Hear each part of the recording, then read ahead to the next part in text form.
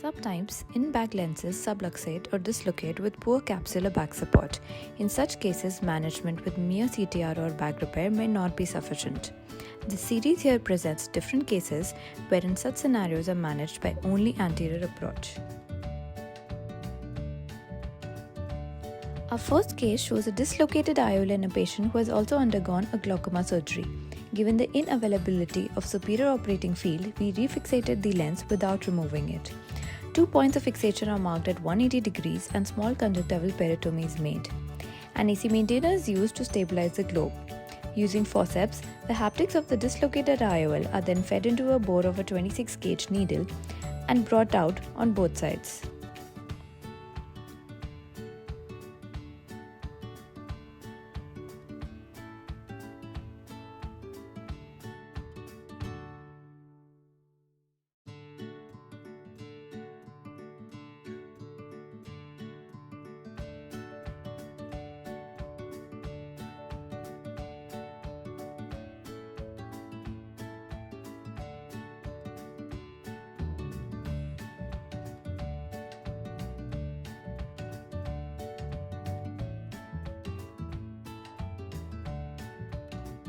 The haptics are then tucked into scleral tunnels and the case is closed. This technique allows scleral fixation of IOLs without the need of making large corneoscleral tunnels.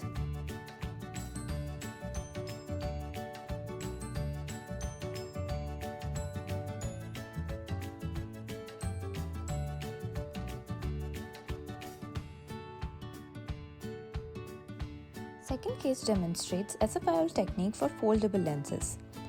The existing dislocated IOL is explanted from a corneal tunnel.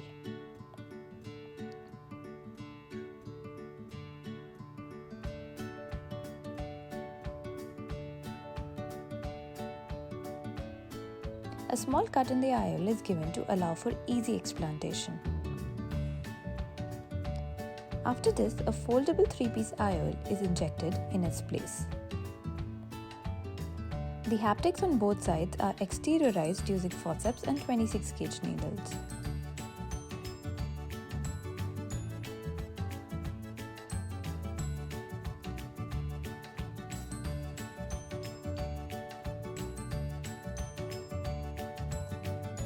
This technique allows implantation of foldable SFIOLs.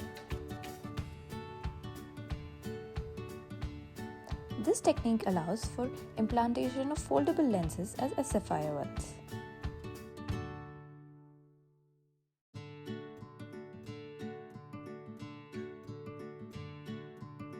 The third case demonstrates extraocular needle-guided insertion technique for rigid IOLs. The existing IOL is first explanted through a corneoscleral tunnel.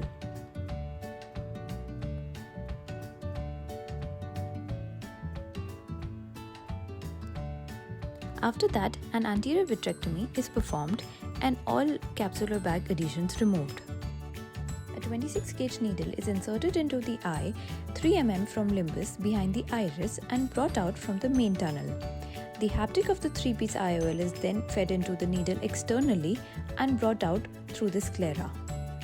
Similar process is repeated from the other side. Feeding of haptics into the needle bore externally allows for easy visualization. Similar to the last cases, the haptics are then inserted into the sclera and conjunctiva sutured.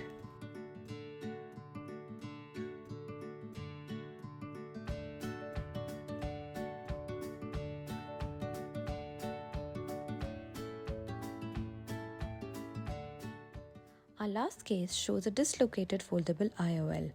The lens is gently dialed into the anterior chamber and delivered out using a small clear corneal tunnel.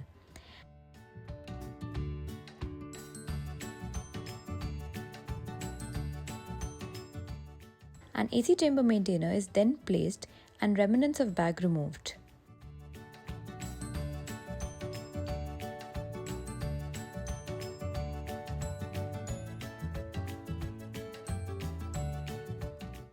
After a complete careful anterior vitrectomy, a foldable IOL is fixed using Gore-Tex sutures and 4-point fixation.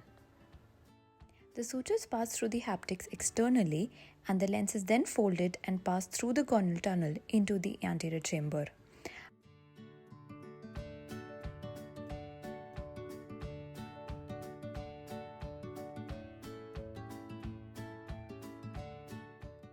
After gently dialing the IOL into place, the suture is tightened and tied.